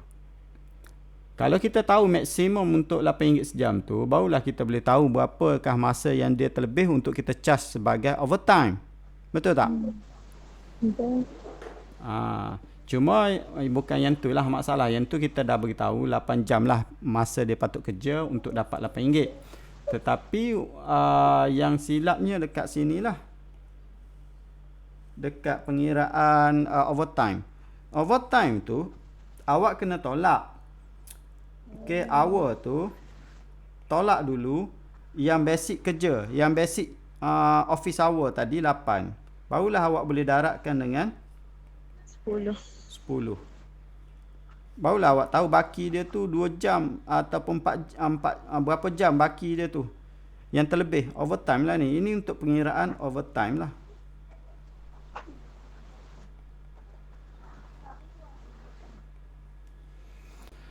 So dekat soalan ni dia tak nyatakan berapa jam dia kena kerja untuk dapat 8 jam. RM8. Tu masalah soalan ni. Kau ada kelas ni lepas ni? Dah kena berhenti dah ni. Siapa lagi? Moderator minta take note lah. Siapa yang belum present lagi hari ni kena settle lah. Habis dah sir. Sir, kalau untuk hari ni Yana orang terakhir. Dah habis lah hari ni. Dah habis dah. Alhamdulillah. So Yana dah habis bentang. Belum. Dia ada 2 soalan lagi dia belum bentang. Kena itulah.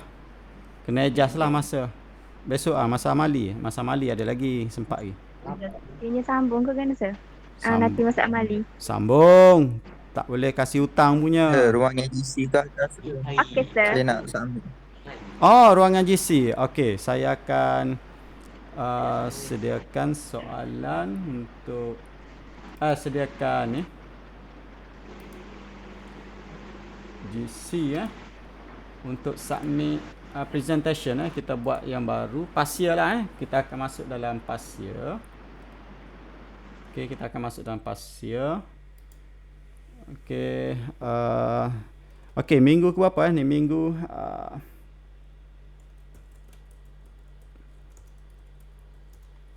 Week 12 boleh ya? 11 date dia 11 sampai apa bulan ni? 15.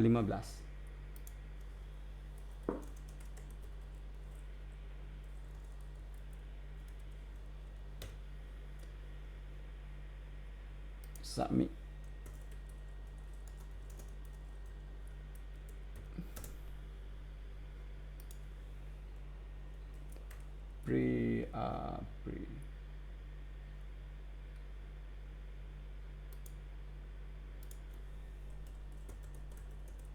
Pre-discussion.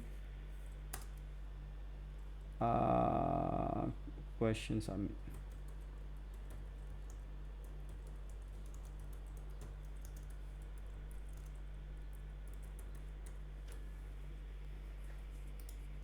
Pasya, mana pasya? Pasya. Tak ada markah apa sah.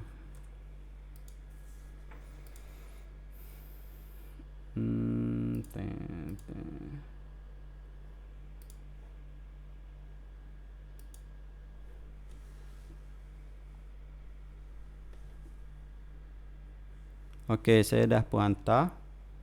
Beres semua.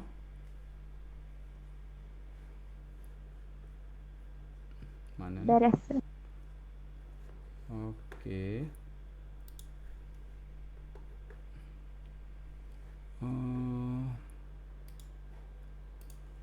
Alright, so saya harapkan hari ni mendapat manfaat lah untuk kita belajar dengan lebih baik lagi.